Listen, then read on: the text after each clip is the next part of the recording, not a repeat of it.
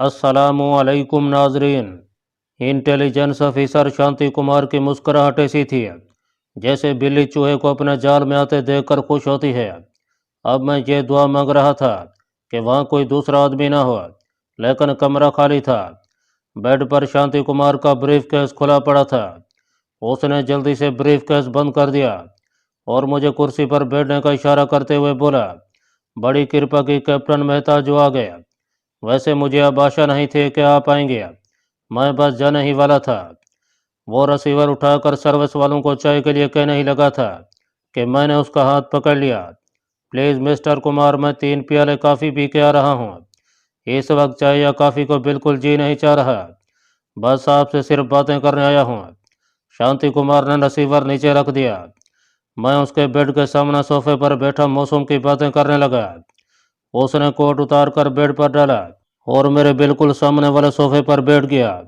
मैंने सोफे पर आगे को झुककर मिस्टर कुमार से पूछा, फरमाइए आप मुझसे क्या बातें करना चाहते थे।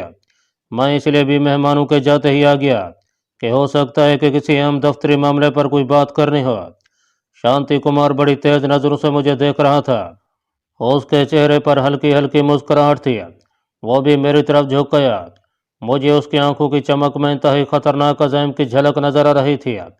मेरी आंखों में आंखें डालते हुए धीमी मगर पुरतमाद आवाज में बोला, कैप्टन, दिल्ली में तुम्हारे खानदान की बड़ी इज्जत है। तुम्हारे समधियों की भी फाइल साफ है। सजादा से तुम्हारा ब्याह होने वाला है। तुम्हारा सारा मुस्तकबिल तुम्हारे सामने है। तुम अभी जवान हो, आला सरकारी ओहदे पर लगे हुए हो। तुम्हें आगे भी तरक्की करनी है। क्या तुम समझते हो कि तुम्हारे लिए ये अच्छी बात है कि तुम अपने लिए, सजादा के लिए और अपने खानदान के लिए गड्ढा खोदो। वो जो कुछ कहना चाहता था मुझे मालूम था। एक बात की मुझे बेहद तसल्ली हो गई थी कि उसे मेरे मुसलमान होने का इल्म नहीं था। अब मैं ये जानना चाहता था कि मेरी खुफिया सरगर्मियों के बारे में वो किस हद तक वाकिफ है। कहीं इसकी वक्फियत खतरनाक हदों को तो नहीं छू रही है। मैंने अपने चेहरे पर थोड़ा सा तजस्सुस जारी करते हुए पूछा, मिस्टर कुमार, आप क्या कहना चाहते हैं? प्लीज़ साफ साफ कहिए, आपने मुझे परेशान कर दिया है। उसने पीछे हटकर अपनी पुश्त सोफे के साथ लगा दिया और मैंने खेज अंदाज में मुस्कराने लगा, लेकिन फिर उसके चेहरे की मुस्कुराहट एकदम गायब हो गई। आंखें मजीद चमक उठी। फिर उसने एक सीधी और साफ साफ बात कह दिया कि मैं गैर शौरी तौर पर अपनी जगह सिमट गया। वो बोला, कैप्टन, अगर तुम मुझे एतमाद में लेते हुए मैक्रो फिल्म मेरे हवाले कर दो तो मैं तुम्हारे मुस्तकबिल और तुम्हारे ख़ानदान की इज्जत को बचा सकता हूँ। यह मेरा तुमसे वादा है। मामला खतरनाक हद तक पहुंच चुका था। अगरचे इन लोगों के पास मेरे खिलाफ कोई तहरीरी या वाज़ेह सबूत नहीं था, इसके बावजूद शांति कुमार के अज़ैम खतरनाक थे।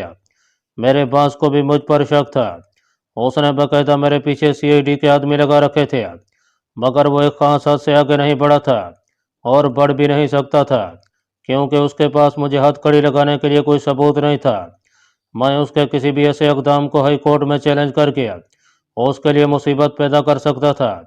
यही वजह थी कि वो खामोश था, लेकिन उसने शांति कुमार को आगे कर दिया था, जिसके इरादे जारहाना और ख़तरनाक थे। वो मुझे अपने तौर पर ज़ेर हिरासत लेकर मेरे खिलाफ इंक्वायरी करवा सकता था। मैं उसके खिलाफ अगर हाई कोर्ट में रिट भी करता हूँ तो उसकी हैसियत पर ज़्यादा असर नहीं पड़ सकता था, लेकिन मैं ब्लैक लिस्ट होकर मुअत्तल कर दिया जाता और मेरे खिलाफ खुफिया इंक्वायरी भी शुरू हो सकती थी। मेरे तमाम अंदाजे और खदशे दुरुस्त निकले थे। मैंने ताज्जुब से पूछा, मिस्टर कुमार, मैं समझा नहीं कि आप किस मैक्रो फिल्म की बात कर रहे हैं।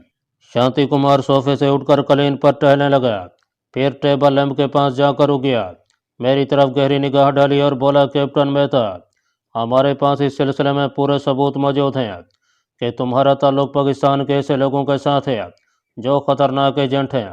हमने ऐसे 2 आदमियों को गिरफ्तार भी कर लिया है जिन्होंने इस बात का इतराफ़ किया है कि तुम उनके लीडर हो और उन्होंने मिलिट्री अस्पताल में से मैक्रो फिल्म उठाकर तुम्हारे हवाले की थी। शांति कुमार ने अंधी चाल चली थी। मुझे मालूम था कि इंटेलिजेंस ने अभी तक हमारे किसी आदमी को गिरफ्तार नहीं किया। मैंने हमला करने की तैयारी शुरू कर दी। शांति कुमार ने अपनी मौत के परवाने पर खुद ही दस्तखत कर दिए थे। मुझ पर जो बज़ाहिर संगीन इल्ज़ाम लगाया गया था, इसके जवाब में मेरा फ़र्ज़ बनता था कि मैं शदीद रद्द अमल का इजहार करूँ। मैंने ऐसा ही किया। एकदम से सोफे से उठ खड़ा हुआ, चेहरे पर गज़ो गज़ब के तसव्वुरात पैदा किया اور قدرے گرجدار آواز میں بولا، مسٹر کمار، شاید آپ نہیں جانتے کہ آپ کس پر کیا الزام لگا رہے ہیں۔ میں آپ سے مطالبہ کرتا ہوں کہ مجھ پر لگایا گیا الزام واپس لیں اور مجھ سے معذرت طلب کریں، ورنہ میں آپ کو عدالت میں طلب کر لوں گا۔ وہ ایک منجا ہوا انٹیلیجنس آفیسر تھا اور ہر قسم کے حالات میں اپنے حواس کو مجتمع رکھنے میں مہارت رکھتا تھا۔ میں نے اس کے چہرے سے پڑھ لیا تھا کہ اس کے پاس کوئی ثبوت نہیں ہے اور وہ اندھیرے میں تیر چلا رہا ہے۔ شانتی کمار ٹیبل لیمپ اسٹینڈ سے ہٹ کر اپنے والے صوفے کے عقب میں آ گیا اور اس کی پشت پر دونوں ہتھیلیاں ٹکا کر قدرے جھک کر مجھے گھورتے ہوئے بولا، کیپٹن، میں ایک بار پھر تمہیں مکمل تحفظ کا یقین دلاتا ہوں۔ اگر تم میکرو فلم میرے حوالے کر دو یا یہ بتا دو کہ وہ تمہارے کس ساتھی کے پاس ہے تو یہ معاملہ یہیں دبا دیا جائے گا اور تمہارے قصور کو حماقت سمجھ کر معاف بھی کر دیا جائے گا۔ حالانکہ ایسا کبھی نہیں ہو سکتا تھا۔ میں نے اپنا سر جھکا دیا۔ یہ اس بات کا اشارہ تھا کہ میں اس کی پیشکش پر غور کر رہا ہوں۔ میں صوفے پر بے دلی سے بیٹھ گیا۔ مجھے اس معذرت خانہ حالت میں دیکھ کر شانتی کمار کو شہ ملی۔ وہ بھی میرے سامنے صوفے پر بیٹھ گیا اور آہستہ آہستہ ایک ایک لفظ پر زور دیتے ہوئے بولا، کیپٹن مہتا، پیسہ انسان کی کمزوری ہوتا ہے اور پھر آج کے زمانے میں اخراجات بہت بڑھ گئے ہیں۔ تمہیں بھی بیاہ کرنا ہے، اپنی حیثیت کو بھی برقرار رکھنا ہے۔ میں جانتا ہوں تم رشوت بھی نہیں لیتے، تم دولت کے لالچ میں پاکستانی ایجنٹوں کے جھانسے میں آ گئے تھے۔ میں تمہاری حمایت میں ایسا نوٹ لکھوں گا کہ محکمہ تمہیں معاف کر دے گا۔ یہ بات بھی تمہارے حق میں جائے گی کہ تم میکرو فلم محکمے کے حوالے کرتے ہوئے ہمیں ان پاکستان جاسوسوں کے نام پتے بھی بتا دو گے جو بھارت میں رہ کر تقریبی سرگرمیوں میں مصروف ہیں۔ شانتی کمار کی خوش فہمیوں میں دل میں ہنس دیا۔ وہ اپنی کامیابی پر بہت خوش تھا۔ اس کے خیال کے مطابق اندھیرے میں چلایا ہوا تیر ٹھیک نشانے پر بیٹھا تھا۔ میں نے ایک ٹھنڈی سانس بھری اور شانتی کمار کی طرف دیکھا۔ میں زبان سے اعتراف نہیں کرنا چاہتا تھا کیونکہ ممکن تھا کہ اس کمرے میں کوئی خفیہ میکروفون لگا ہوا میرے اعتراف کا بیان ریکارڈ ہو سکتا تھا اور وہ میرے خلاف سب سے بڑا ثبوت ہوتا۔ میں نے آہستہ سے کہا، مسٹر کمار، مجھ پر ایک ایسا الزام لگایا گیا ہے کہ میں اس کا تصور بھی نہیں کر سکتا۔ شانتی کمار نے ایک بار پھر اپنی باتوں سے مجھے راہ راست پر لانے کی کوشش شروع کر دیا۔ میں نے دوسری بار گہری سانس لیا اور جیب سے سگاروں کا پیکٹ نکالا اور اس طرح کی اداکاری کرتے ہوئے زہریلا سگار نکال کر سلگا لیا۔ وہ اپنے صوفے کی پوچھ سے ٹیک لگے بڑے اعتماد کے ساتھ مجھے سمجھا رہا تھا کہ میری بہتری اسی میں ہے کہ میں اعتراف کر لوں اور میکرو فلم جہاں کہیں بھی ہے اسے تھما دوں۔ میں نے سگار کا دوسرا کش لگایا اور دانتوں سے اپنی انگلی کے ناخن کاٹنے لگا، پھر تیسرا کش لگایا اور شانتی کمار کی طرف جھک گیا تاکہ فاصلہ کم رہے۔ میں نے کہا، مسٹر کمار، آپ کے تمام الزامات بے بنیاد ہیں۔ میں بھارت ورش کا سیوک ہوں۔ اور اس کے ساتھ ہی سگار اپنی انگلیوں میں لے کر اس کا رخ شانتی کمار کی طرف کرتے ہوئے اسے درمیان میں سے دبا دیا۔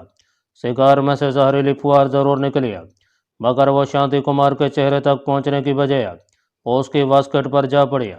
بجلی کی چمک جیسی تیزی سے وہ سمجھ گیا کہ میں نے اس پر وار کیا ہے۔ اس نے ایک جھٹکے میں اپنی واسکٹ میں ہاتھ ڈالا۔ وہاں ضرور اس کا پستول تھا۔ اپنا وار خالی جاتا دیکھ کر میں نے اسی آن سے درمیان والی چھوٹی ٹیبل اس پر الٹا دیا اور اس کے ساتھ ہی چھلانگ لگا کر شانتی کمار کی گردن کو اپنے عینی پنجوں میں جکڑ کر ایسا جھٹکا دیا کہ صوفہ پیچھے کو گر پڑا۔ اسے وہیں دبوچے ہوئے میں نے اوپر تلے 6-7 زبردست جھٹکے دیے۔ شانتی کمار کی گردن ٹیڑھی ہو گئی تھی۔ من کا خدا جانے کتنی جگہوں سے ٹوٹا تھا۔ میں نے جیب سے رومال نکالا، اس کی گردن اور دوسری جگہوں پر سے اپنے ہاتھوں کے نشان کو رگڑ کر صاف کیا اور باہر نکلنے کی تیاری کرنے لگا۔ اچانک ٹیلی فون کی گھنٹی بج اٹھی۔ میں اپنی جگہ پر ایک پل کے لیے ساکت ہو گیا۔ رسیور اٹھانے کا سوال ہی پیدا نہیں ہوتا تھا۔ کھڑکی کے پاس جا کر بھاری پردے کو ذرا سا ہٹا کر باہر دیکھا۔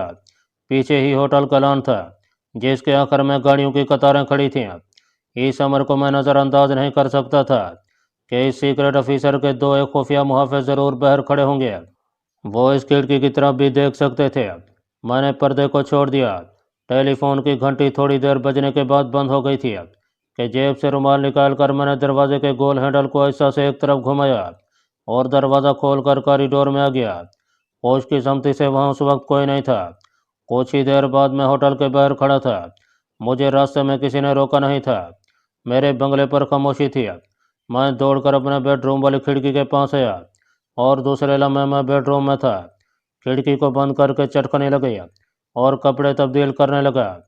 آدھے جلے زہریلے سگار کو میں نے کپڑوں کی الماری کے کونے میں پھینک دیا۔ بھوک لگ رہی تھی۔ کچن میں آ کر میں نے تھالی میں تھوڑے سے چاول اور دال نکال کر ڈالی، وہیں کھڑے کھڑے اسے پیٹ میں ڈالا اور ہاتھ صاف کر کے بیڈ روم میں آ گیا۔ رات کے 8 بجنے والے تھے۔ میں نے سگار سلگا کر پلنگ پر نیم دراز ہو کر فلمی رسالہ پڑھنے لگا۔ اسی وقت فون کی گھنٹی بج اٹھی۔ میں نے ڈرائنگ روم میں آ کر فون اٹھا لیا۔ رسیور اٹھا کر ہیلو کہا تو دوسری طرف سے مسٹر تیواڑی کی آواز آئی، کیپٹن مہتا، میں نے تمہیں ڈسٹرب تو نہیں کیا؟ میں جانتا تھا کہ اس نے کس لیے فون کیا ہے۔ شانتی کمار کی لاش مل چکی تھی۔ میں نے انہیں نمسکار کرنے کے بعد کہا، نہیں سر، بالکل ڈسٹرب نہیں کیا، میں تو ابھی جاگ رہا ہوں۔ کچھ مہمان آئے ہوئے ہیں، ان سے باتیں کر رہا تھا۔ مہمانوں کا ذکر میں نے جان بوجھ کر کیا تھا، کیونکہ اس سے پہلے جب شانتی کمار کا فون آیا تھا تو میں نے اسے یہی کہا تھا کہ کچھ مہمان آئے ہوئے ہیں، اس لیے نہیں آ سکتا۔ اگر میرا فون ٹیپ ہو رہا ہوتا تو باس کو اب یقین ہو جانا چاہیے کہ میں نے جھوٹ نہیں بولا تھا، اور میں دفتر سے آنے کے بعد سے اب تک گھر پر ہی ہوں۔ مسٹر تیواڑی کہنے لگا، میں نے تمہیں اس لیے فون کیا تھا کہ مجھے راجہ رام گئی کواڑ کا گھر کا نمبر معلوم نہیں، سوچا شاید تمہیں معلوم ہو۔ راجہ رام گئی کواڑ ہمارے آفس کا ہیڈ کلرک تھا۔ یہ کیسے ہو سکتا تھا کہ تیواڑی کو اس کے گھر کا نمبر معلوم نہ ہو؟ مجھے یاد تھا، میں نے فوراً اسے بتا دیا۔ باس نے شکریہ ادا کیا اور فون بند کر دیا۔ اس نے صرف یہ دیکھنے کے لیے فون کیا تھا کہ وہ یہ جان سکے کہ میں شانتی کمار کی موت کے وقت گھر پر ہوں یا نہیں، یا کمار کی موت اگر زہریلے سگار سے ہوئی تو یہی سمجھا جاتا کہ اسے دل کا دورہ پڑا ہے، مگر اس کی گردن توڑ دی گئی تھی۔ یہ قتل تھا اور کسی نے سوائے ہوٹل کے کمرے میں آ کر اسے قتل کیا تھا۔ دوسرے روز اخباروں میں بھی یہی خبر چھپی کہ سوائے ہوٹل میں انٹیلیجنس کے ایک افیسر کو کسی نامعلوم قاتل نے ہلاک کر دیا۔ اس قتل پر میں خاموش نہیں رہ سکتا تھا۔ دفتر آتے ہی سیدھا باس کے کمرے میں گیا۔ نمسکار کرنے کے بعد شانتی کمار کے قتل پر اخبار کی خبر کے حوالے سے بات کیا اور افسوس کا اظہار کیا۔ شانتی کمار کو ہم دونوں جانتے تھے۔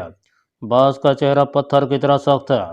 بظاہر وہ ان امکانات کا اظہار کرنے لگا کہ یہ قتل کسی پرانی دشمنی کی بنا پر کیا گیا ہے۔ میں بالکل انجان بن گیا، جیسے میں شانتی کمار کے بارے میں زیادہ نہیں جانتا۔ سر، مسٹر کمار بڑے اچھے آدمی تھے۔ ایک بار آپ کے کمرے میں ان سے ملاقات ہوئی تھی، مگر میں ان کے بھاؤ سے بڑا پربھاوت ہوا تھا۔ ایک منٹ ان کے ساتھ افسوس کرنے کے بعد میں واپس اپنے کمرے میں آ گیا۔ میں یہی اندازہ لگا سکا کہ تیواڑی قتل کی وجہ اور قاتل کو جان گیا ہے، مگر زبان سے اس کا اظہار نہیں کر سکتا۔ مجھے یہ بھی احساس ہوا کہ باس کچھ خوفزدہ بھی تھا۔ اس سے پہلے بھی انٹیلیجنس کے کچھ آدمی مسٹر ٹنڈن سمیت پراسرار حالات میں اگلی دنیا میں پہنچا دیے گئے تھے۔ ہو سکتا ہے کہ تیواڑی کو اب اپنی فکر پڑ گئی ہو۔ گزشتہ رات میں نے احتیاط کے طور پر پاکستان اپنے باس سے رابطہ قائم نہ کیا، لیکن آج میں نے یہ فیصلہ کیا تھا کہ رات وائرلیس پر اپنے باس سے بات ضرور کروں گا، لیکن میں اپنے بنگلے میں بات نہیں کرنا چاہتا تھا۔ شام کو حسب معمول گھر پہنچا۔ کملا نے مجھے چائے پی لی اور پھر رات کا کھانا کھلانے کے بعد وہ معمول کے مطابق چلی گئی۔ میں نے اندھیرا مزید گہرا ہونے کا انتظار کیا اور پھر خفیہ جگہ سے ٹرانسمیٹر نکال لیا۔ تھوڑی دیر بعد میں گاڑی میں بیٹھا قطب صاحب کی لاٹ کی طرف جا رہا تھا۔ رات کے 9:15 بجے تھے۔ میں 10 بجے کے بعد کسی بھی وقت پاکستان میں اپنے باس سے رابطہ قائم کر سکتا تھا۔ قطب صاحب کی لاٹ وہاں سے کافی دور تھی۔ میں بھی گاڑی بڑے اطمینان سے چلا رہا تھا اور ریڈیو ٹرانسمیٹر میری گاڑی کے ڈیش بورڈ میں پڑا تھا۔ ہنگامی حالات میں اسے 1 سیکنڈ میں گاڑی سے باہر کسی بھی طرف اندھیرے میں پھینک سکتا تھا۔ قطب صاحب تک پہنچتے پہنچتے 9:45 بج گئے۔ قطب صاحب اب ایک پکنک سینٹر ہے۔ وہاں چاروں طرف خوشنما باغ ہیں، اسنیک بار ہیں، جہاں لوگ اپنی گاڑیوں میں ہی بیٹھ کر چائے، کافی اور پوری کچوریوں کا لطف اٹھا سکتے ہیں۔ میں نے کچوریاں اور کافی منگوائی اور گاڑی میں بیٹھ کر کھانے لگا۔ گاڑی میں نے ایک الگ جگہ پر کھڑی کی تھی تاکہ کوئی اور میری طرف متوجہ نہ ہو۔ ٹھیک 10:15 بجے میں نے ڈیش بورڈ میں سے ریڈیو ٹرانسمیٹر نکال کر اپنی گود میں رکھ لیا۔ ایک بار پھر باہر نگاہ ڈالی۔ جب ہر طرف سے اطمینان ہو گیا تو میں نے ٹرانسمیٹر آن کر کے خاص فریکوینسی ملی۔ چند ثانیوں بعد ہی دوسری طرف سے باس کی آواز سنائی دی۔ میں نے آہستہ سے اپنا کوڈ دہرایا۔ باس نے مربوط الفاظ میں مختصراً پوچھا، کیا بنا؟ میں نے بھی کوڈ ورڈز میں کہا کہ میکرو فلم میرے پاس موجود ہے۔ باس نے فوراً کہا، कल 4 बजे के बाद एक आदमी टेलीफोन वालों की वर्दी में तुम्हारे बंगले में टेलीफोन ठीक करने आएगा, उसे मैक्रो फिल्म दे देना। बॉस ने मुझे उसका कोड वर्ड भी बता दिया। अगले मिशन के लिए तैयार हो जाओ। मैंने उस नए मिशन के बारे में कुछ पूछना चाहा तो उसने ये कहकर सिग्नल बंद कर दिया कि बहुत जल्द तुम्हें मालूम हो जाएगा। मैंने भी रेडियो ट्रांसमीटर बंद करके डैशबोर्ड में रख दिया। बॉस ने मुझे टेलीफोन मैकेनिक की शिकल नहीं बताई थी। उसका कोड वर्ड एक जुमला था जो उसने मेरे बंगले में आकर मुझे कहना था। जुमला ये था कि शिवाजी मराठा का फ़ोन नंबर क्या है, और इसके जवाब में मुझे कहना था कि शिवाजी मराठा का फ़ोन कट गया है। मैंने गाड़ी स्टार्ट किया और घर की तरफ चल पड़ा। बंगले में आकर गाड़ी गैराज में खड़ी किया और कमरे की तरफ बढ़ा। नेपाली चौकीदार गेट के सामने इधर उधर चक्कर लगा रहा था। उसने मुझे आते देखा तो आगे बढ़कर नमस्कार किया। मैंने पूछा कोई आया तो नहीं था। कहने लगा सजाता जी का 2 बार फ़ोन आया था। मैं दिल में जहन्नम में जाए सजाता कहता हुआ कमरे में दाखिल हुआ। अंदर से दरवाज़ा बुलट गया और ड्राइंग रूम की बत्ती बुझाकर बेडरूम में आकर कपड़े बदलने लगा। ट्रांसमीटर को मैंने उसकी मखसूस जगह पर पहुंचा दिया और फिर आकर सोने के लिए लेट गया। इस रात मुझे सुकून की नींद आई थी। दूसरे रोज़ सुबह सुबह सजाता का फ़ोन आ गया। कहने लगी कल शाम तुम कहाँ थे? मैंने 2 बार फ़ोन किया था तुम्हें। मैं जानता था कि मेरा फ़ोन टेप लिया जा रहा है। मेरा यह जुमला टेप पर रिकॉर्ड नहीं होना चाहिए था कि मैं कल शाम घर पर नहीं था। मैंने फ़ौरन कहा आई एम सॉरी सजाता। कुछ मेहमान आ गए थे और उनके जाने के बाद मेरा सर दर्द करने लगा था। मैं स्लीपिंग पिल्स खाकर ऐसा सोया कि अभी थोड़ी देर पहले आँख खुली है। सजाता ने मेरी सेहत के बारे में तशवीश का इजहार किया और शाम को अपने यहाँ आने की दावत दी। मुझे शाम को कहीं बाहर जाना तो नहीं था। एजेंट को खुद ही मैक्रो फिल्म लेने मेरे यहाँ आना था। मैंने सजाता से कह दिया कि 6 बजे के बाद आऊँगा। दफ्तर मामूल के मुताबिक गया, लेकिन सर दर्द का बहाना बनाकर 3 बजे ही बंगले पर वापस आ गया। 4 बजे दरवाजे की घंटी बजी। मैंने खिड़की का पर्दा हटाकर बाहर देखा। गेट के बाहर एक आदमी साइकिल लिए खड़ा था। उसने टेलीफोन के महकमे वालों की खाकी वर्दी पहन रखी थी। एक रिसीवर तार के साथ कंधे पर लटक रहा था। मैंने खुद जाकर दरवाज़ा खोला। टेलीफोन मैकेनिक ने जेब से कागज़ निकाल कर कहा सर आपने टेलीफोन ख़राब होने की शिकायत दर्ज कराई थी। हाँ हाँ अंदर आ जाओ। ये कहकर मैं ड्राइंग रूम की तरफ बढ़ा। टेलीफोन मैकेनिक ने साइकिल बरामदे में खड़ी किया और ड्राइंग रूम में आते ही बोला फ़ोन कहाँ है आपका सर? मैंने उसे पहचानने में देर नहीं लगी। वो वही शख्स जिसने मजजूब के भेस में मुझे जामा मस्जिद के सामने वाले ग्राउंड में पिस्तौल और रेडियो ट्रांसमीटर दिया था। वो कोने में पड़े हुए टेलीफोन की तरफ गया। टेलीफोन के तार पीछे से खींच खींच कर देखते हुए बोला शिवाजी मराठा का फ़ोन नंबर क्या है? मैं उस कोड जुमले का मुंतज़र था। मैंने फ़ौरन जवाब दिया शिवाजी मराठा का फ़ोन कट हो गया है।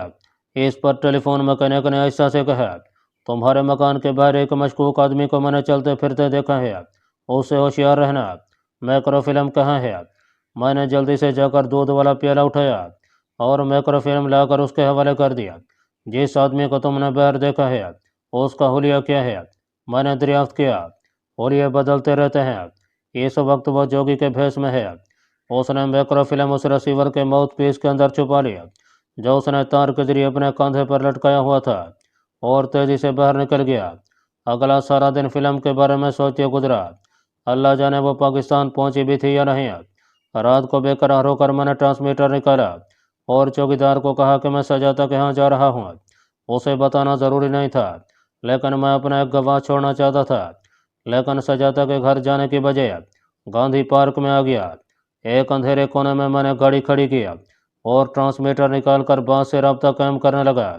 बास ने मुझे मुबारकबाद देते हुए जब बताया कि मैक्रो फिल्म उसके पास पहुंच गई है तो मेरी जान में जान आई।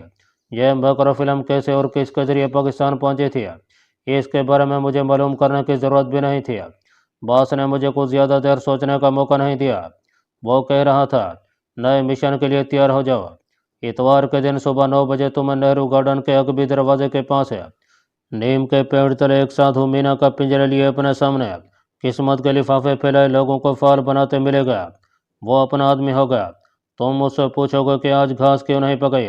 वो जवाब में कहेगा कि घास चोर ले गए हैं। उस नए मिशन की तफसीलात तुम्हें वही बताएगा। अब तुम्हें बताने के लिए मेरे पास कुछ नहीं है। बास ने रब्ता मुनक़ते कर दिया। रेडियो ट्रांसमीटर सेट के नीचे छुपाने के बाद मैंने गाड़ी स्टार्ट किया और वापस अपने बंगले पर आ गया। इतवार में भी एक रोज़ बाकी था। दूसरे दिन हफ्ता था। हफ्ते की शाम मैंने सजादा के साथ फिल्म देखकर गुजारी। खाना भी उसके साथ खाया। 11 बजे रात में उसके यहाँ से आया। दूसरे दिन इतवार की छुट्टी थी। मुझे 9 बजे सुबह नेहरू गार्डन अपने एजेंट से मिलने जाना था। 8 बजे तक मैं नाश्ते वगैरह से फारिग हो गया। 8:30 बजे गाड़ी में बैठा और नेहरू गार्डन की तरफ रुख किया। मैंने एहतियात के तौर पर अपने साथ बुझा हुआ जहरीला सिगार रख लिया था। छुट्टी का दिन होने की वजह से नेहरू गार्डन में सुबह ही से काफ़ी रौनक थी। बच्चों का काफ़ी रश था। गाड़ी मेन गेट के पास खड़ी करके मैं टहलता हुआ उस नीम के पेड़ की तरफ बढ़ गया, जिसके नीचे फाल निकालने वाला मुझे साफ दिखाई दे रहा था। उसके सामने किस्मत के लिफाफे पड़े थे। बांस के पिंजरे में एक मीना बंद थी। साधु चिलम पी रहा था। एक औरत उसके पास बैठी थी। वो उठी तो मैंने साधु के पास पहुंच गया। मैंने गौर से देखा, यह टेलीफोन मैकेनिक ही था। इस वक्त उसने चेहरे पर संदूर मल रखा था और गिरवे कपड़ों के ऊपर कंबल ओढ़ रखा था। उसने मुझे पहचान लिया था, मगर क्या मजाल कि उसके चेहरे से ज़रा जाहिर हुआ कि वह मुझे जानता है। मशीनी अंदाज में बोला, बच्चा, भाग की रेखा में क्या लिखा है यह मीना बताएगी। 1 रुपये की दक्षिणा यहाँ रख दे। मैंने जेब से 1 रुपया निकाल कर दिया। साथ ही कहा, आज घास क्यों नहीं पकाई? साधु ने मीना को पिंजरे से निकालते हुए कहा, घास चोर ले गए हैं। मैं खामोश रहा। साधु ने मीना को छोड़ दिया। मीना ने एक लिफाफे से चोंच उठाया और साधु के जानू पर रख दिया। साधु ने लिफाफा खोलकर एक कागज़ निकाला जिस पर हिंदी में कुछ लिखा हुआ था। साधु ने उस कागज़ को सामने रखकर उस पर आंखें जमाते हुए बोला, मैं तुम्हारे बंगले का पूरा जायजा ले चुका हूँ। तुम्हारे एक कमरे की खिड़की पिछवाड़े के शयन में खुलती है। आज रात उस खिड़की को अंदर से चटखनी मत लगाना। मैं 1 बजे के बाद उस खिड़की से तुम्हारे पास आऊँगा। बाकी सारी बातें वहीं होंगी। अब तुम वापस चले जाओ। इतना कहकर साधु ने बाजू बुलंद किया और बोला, तू किस्मत का धनी है, जा तेरा कल्याण होगा। ओम नमः शिवाय। मैंने साधु को प्रणाम किया और सिगार के कश लगाता बाग के अंदर चला आया। थोड़ी देर इधर उधर सैर करता फिरा और फिर गाड़ी में बैठकर सजाता की तरफ चल दिया।